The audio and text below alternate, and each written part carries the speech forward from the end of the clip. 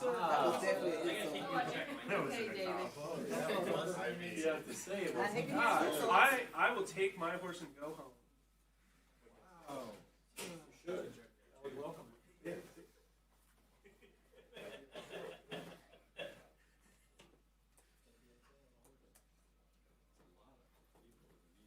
No, that's what I'm saying. There's just it's pretty packed closet we got here today.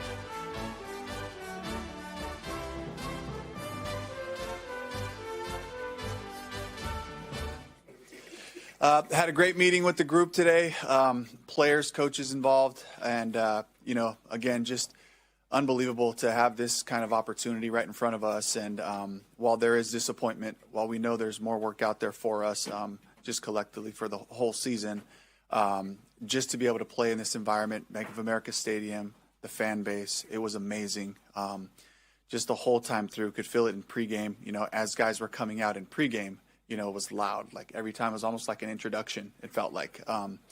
And was amazing to be able to find some really good ball in the process, and just unbelievably disappointed we weren't able to get it done at the end. But the guys played incredibly hard, battled back, and made it a game. The lead changes, I've been involved in a lot of playoff games, and that was a special one for me just in terms of the back and forth, and the plays being made on both sides, really.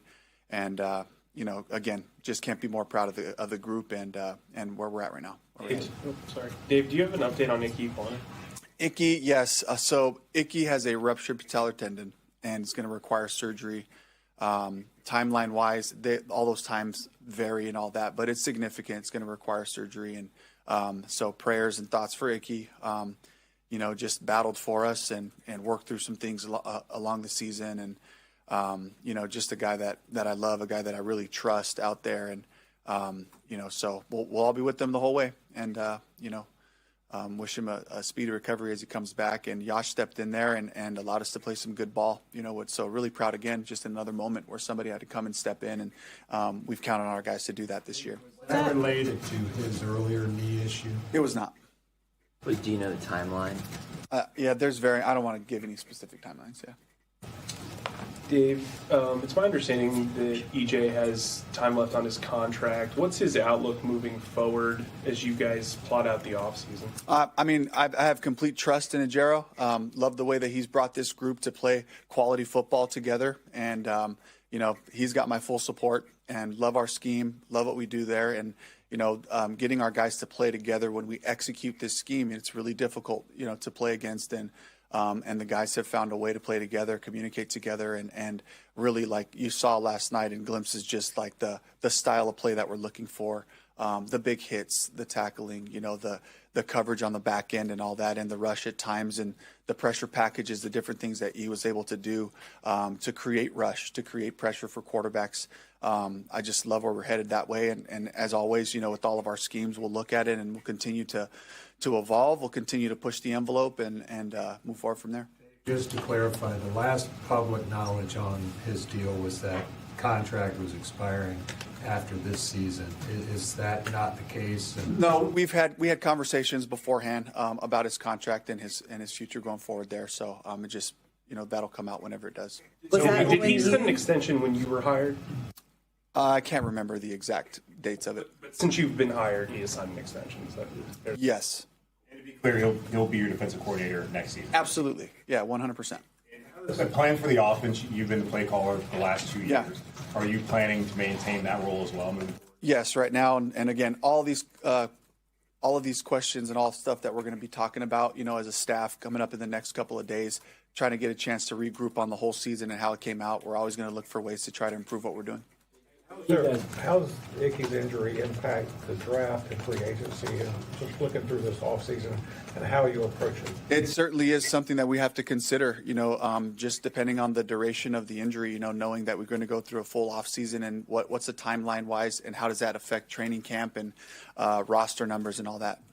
Your team seemed to gain a lot of respect sort of nationally with the performance and how that changes things when you go to the offseason where you're maybe a team that teams are chasing as opposed to the underdog and that sort of mentality. We've operated really well being the underdog. It's that mentality. And I had a friend tell me, he's like, we're just that team. You get it out the mud. And that the guys having that kind of chip on their shoulder to work for everything. Everything's earned. I love that mentality, and how do we keep that intact? What are we pursuing? We're trying to find our best. We're trying to find the best football that we can play. And that was the 2025 Panthers. As we go forward in 2026, it'll be the same pursuit. I think that works. I think that's a timeless approach. Can we find our best? And that's what we'll be committed to. Dave, I understand you want to say something. Is there I'm sorry. I know you want to talk timelines, but with Icky, is there a chance that he could miss the start of next season or all of next season? I don't know that. Yeah, I don't. The team after the game, how much grit they played within the game, but all year, as you look to still ascend, add even more talent and going forward with this program, how can that be part of the foundation? Yeah, there's a couple of ways that you can look at it because first and foremost, it's getting the guys that are here healthy. Getting guys like Pat Jones back out there. Obviously now Icky, making sure that the guys that we're counting on Rob Hunt missing most of the season. Getting all those guys healthy will certainly help. Developing the guys that we have here currently within our team, whether they came from somewhere else or they're new to us as rookies, just continue to pour into the development there. And then, of course, Dan's job, my job, our job is to challenge this roster every year. So it's a combination of all those things moving forward. Understanding that every year is a different team, what did you learn about this team this year that maybe you didn't even know during the offseason that kind of shapes this next offseason? Yeah, just the resilience of the group dealing with the adversity in game, but then also throughout the season with the ebbs and flows of an NFL season, to watch a group just come back to work and to be really curious and coachable. Curious about how we can improve things, and then being coachable on the principles and the fundamentals, the things that we should be reminding each other of. And I just watched the group just take the notes, take the coaching, ask questions, and just keep pressing in so that we could continue to grow in all of our phases. You went out there last night with 5 receivers, all playing in the first playoff game, 2 of them being rookies. Just curious how you feel about that group moving forward, in particular with T-Mac, Jalen, and Xavier. It was unbelievable to watch the guys just, really a culmination of the work that's been happening behind the scenes at practice, the conversations in the hallways, in meeting rooms, and, Bryce right at the center of all that, making sure that we're all on the same page with how we want to get things done. And to watch the group really have to find a way to improve that. When we were in modified mode for a couple of weeks with shorter weeks and different things like that, last week we had the opportunity to have full speed practice without pads on Thursday, and really felt the chemistry of the group come alive in that practice, which was cool just to see, man, how much we've needed that time on task for this group, and then to see it come alive in the game and be something that we could count on and depend on to play a really good Rams team here was fantastic. And to see their energy, to see them not shy away from the moment, but to attack it and find wins along the way. Dave, understanding that there are a lot of free agents in that locker room, what does Rico Dowdle's future look like in Carolina? And just generally, how do you think his season went? Yeah, these are all things that we're going to have to talk about over the next couple of days with Dan and Brant and myself, and the coaches included. You know, we have to evaluate all the guys that our contracts are up and they're free agents, and you know, see what our next best move is. Part of that evaluation is also the coaching staff, right? How would you assess your performance as a play caller this year? And when you evaluate everything, how much do you have to consider the operation of the offense? Yeah, got to take all those things in consideration. Look at the concepts that we're running first and foremost. You know, are these things that we want to continue with? Do we need to make some tweaks and evolve? You know, I'll be really critical of myself. That's a part of my weekly process, you know, with our staff. And just having those conversations about how we can put our guys in the best position. But, you know, as we continue to grow together, you know, this is a part of it, you know, taking all those things into consideration and just trying to find a way to win and trying to find a way to put our best football out there and, you know, whatever that may look like. You took over a 2-win team when you came here. I would imagine scenes like last night were sort of what you envisioned. Did you take them? Were you able to take just a moment to soak that in at all? Like enjoy it? Like how did that work? It was really the whole week. It was such a blessing to be in this position to play a wild card game at home. You know, which comes from winning the division, which is the language that we use around here. You got to win the first championship first, and we were able to win the division to get that home game to give us the advantage of being in Bank of America Stadium. It was a dream come true. You know, it just gives me a lot of gratitude for Mr. and Mrs. Tepper for giving me the support and the opportunity to do this, and to work with a bunch of staff, a bunch of players, to get on the same page with the same mindset, you know, to find our best and to pursue every day like it's 4th and 1 and to go for it. And just what does a win look like today? We've been asking ourselves that question for 2 years now. What does a win look like today in these meetings, whatever it is, so that we could just continue to advance what we're doing here? He said that he wanted to go somewhere where he could get the bulk of the carries, here or elsewhere. Said he wasn't sure why his carries decreased late in the season. Were those discussions that you had with both backs, and what does that look like going forward? Those are conversations that we had as a staff, and just trying to put our best foot forward. When you have two backs that you trust, you want to make sure that they both touch the ball, and that was the approach we took. At this rookie class, have they kind of set the bar for what rookie classes in the future will kind of look like and what you want from them? Because you leaned on a lot of young guys this year, and they performed in a lot of big spots for you. They were very impressive by how they worked, and again, I get to talk about Dan and the amazing job that he's done evaluating the football character with the personal character, the talent as well. And all those things have to align, and in different ways. And the guys I don't get to talk about enough, Ryan Fitzgerald, the job that he's done this year in critical situations, giving us an edge on kickoff and in different ways. And, and he's battled through some tough times too and some opportunities missed, but to come back, to keep battling, to work on his craft. Bam Martin Scott, a guy that doesn't get talked about a lot on special teams, the different roles that he's played for us, to be reliable as a rookie on special teams, it's pretty special, pun intended. And but he just flies around.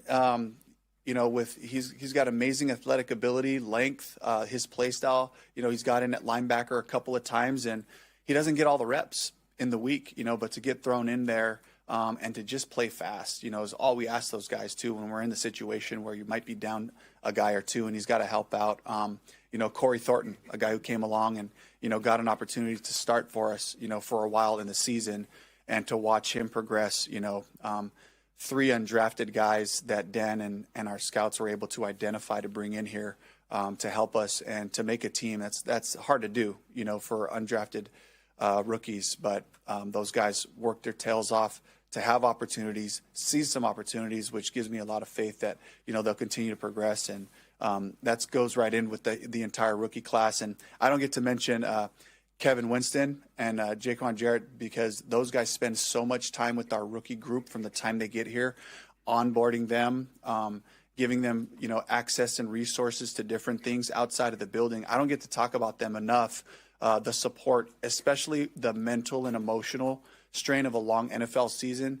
You'll see Kevin and JJ, like they'll have them in their office, talking to them, working through different things, encouraging them, and all that. So it's an all hands on deck approach. But I was really pleased with how the rookies were able to contribute this year.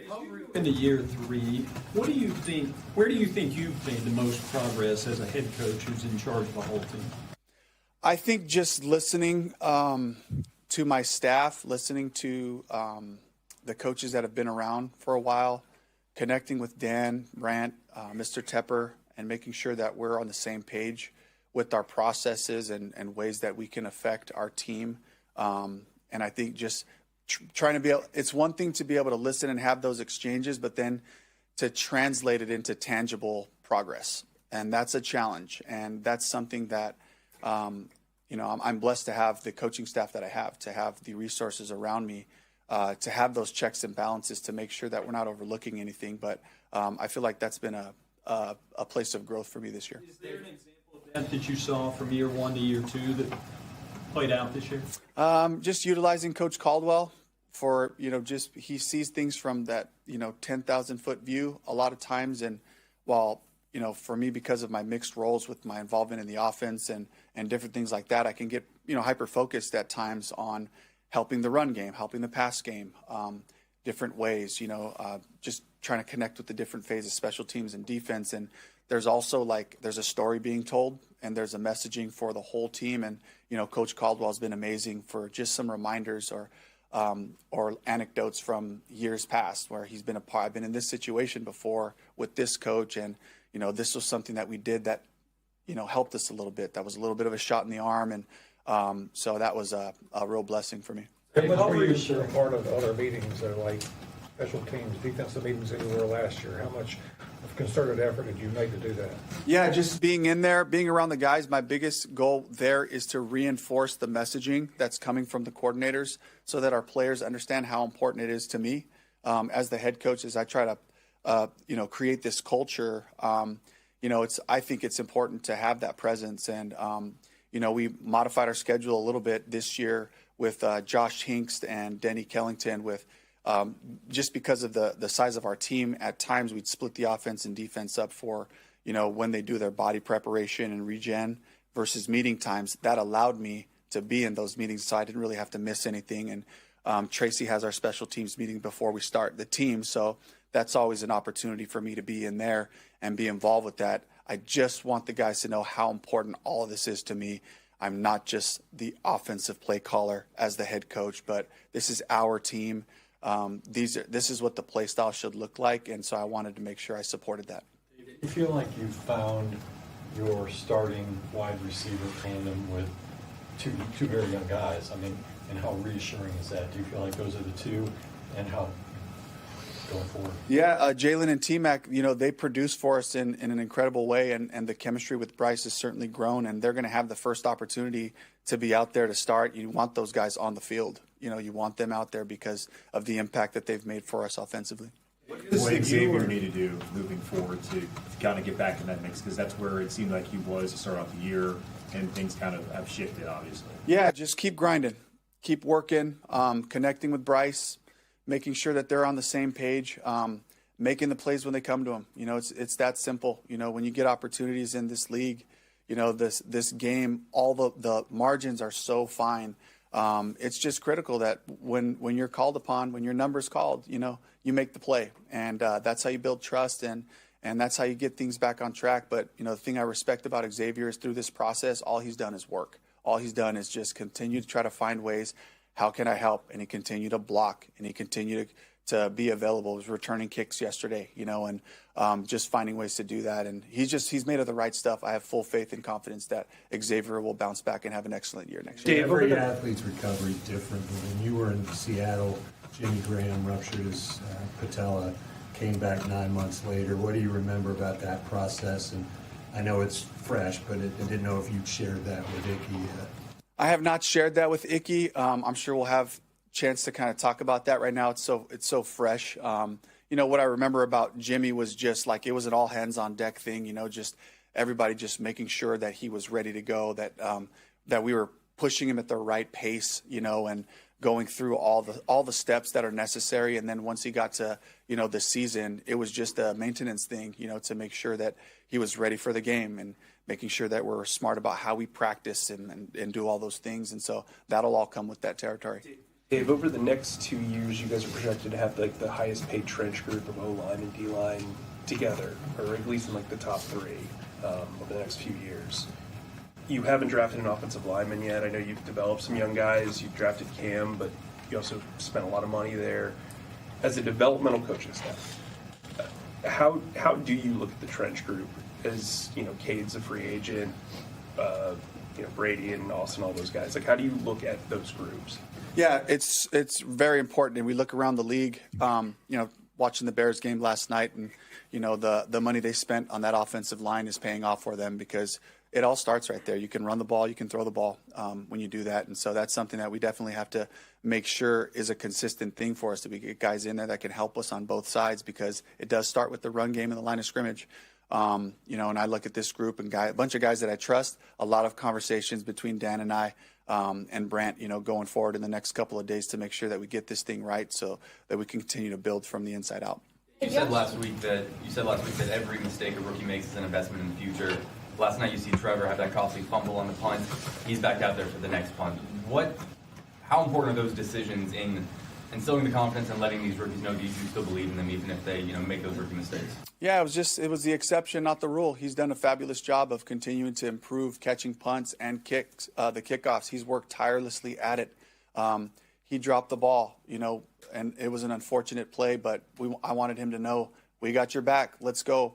We all make mistakes, and that should be the feeling, is we want to make sure that we create an environment that's accountable for all of us, and we share those things from myself to the coordinators and all the coaches and players alike. Our Tell the Truth Monday is what it is, because none of us are exempt from that, and I want the guys to feel that they're getting a fair shot to be able to redeem themselves and just get right back to work.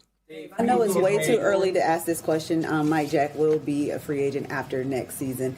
Can you I know you can't share too much. I know you guys have to have some conversations, but is possibly extending him a priority this offseason, given the season that he's had? I won't talk about that part, but I will talk about Mike. And I just the unbelievable way that he just shows up on a daily basis with focus. He's an amazing competitor. He's really brilliant. He's a heck of a chess player. And it's our team meals night before the game, and people walk up to the table. Mike's sitting there, and he just has that gamesmanship about him. He approaches the game that way, studies film. He's sick about his craft, his technique, his footwork. He's thinking about things, thinking about how they may try to attack him in this formation or that, and this D&D. He's just aware of it all. The story will be told if you ever saw him in a walkthrough. And if you look at his face in a walkthrough, it might as well be the game. His eyes are in the right spot. His knees are bent.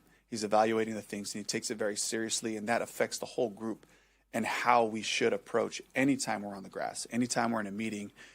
He loves it. And ever since I've known him back in Seattle, I remember just like running across the field, chasing runs down on the backside. I'm talking about in practice, in camp, and I went and told him, I went up to him one day in camp, and I was like, Mike, you got to be the fittest guy on this team. And I just respected so much his work ethic and what he did to pair it all with his experience and just the way that he's played this year, knocking balls down, coming up with a big interception for us, an unbelievable year. And I'm just really proud to have been a part of the early story and to watch it progress. And I'm so blessed and so fortunate we were able to bring him here last year. Who do you think has made the biggest progression from the beginning of the season to now, or from the beginning of your time here to now? Belief. I would say that. I would say it's an expectation to win. Proving to our players, as a staff, we have to prove to our players that when we do things right, we can play with anybody. We can beat anybody. And that has been true for us at times, where we've played really good teams and come out with the win because we did right a little bit longer than the other team. And that opportunity is always out there. That's why they say any given Sunday. Well, it's true because of the fundamentals of the game. And I believe that our players truly believe that. I know that our staff believes that. And that's what we try to push and remind the whole group. And that there's something that's grounding about that. And we talk about you can't improve anything that you can't measure. And the things that you can measure are the most fundamental technical breakdowns the most fundamental things that need to improve, the things that are working for us. And if we can point to those things, the guys always feel like we have something to work on. It doesn't feel nebulous. It doesn't feel like it's just gray out there, but there are specific things that we can get better at that will help us this week. I know last year the defense finished in last in a lot of categories, but they've improved across the board. What is the level of encouragement heading into this offseason with the way Evero's unit has performed? Yeah, the system is in place, and when we execute the system, it works. And I coached against it for years and watched it continue to grow right in front of our eyes. And where it becomes special is our coaches' abilities to help the guys connect with each other. Then they got to take it. And we've done a great job of that, of creating this platform for the guys to own it. But guys like Nick Scott, quarterbacking the back end, getting guys lined up and talking and making sure they're lined up. Christian Roseboom, just settling things down in there, running sideline to sideline to make plays. And, of course, Derek Brown up front, the hustle that he plays with, an unbelievable jet sweep that he chased down and stopped for about a 3-yard gain by Puka Nacua in the game is just a classic example of these guys owning this defense with our play style, with our schemes.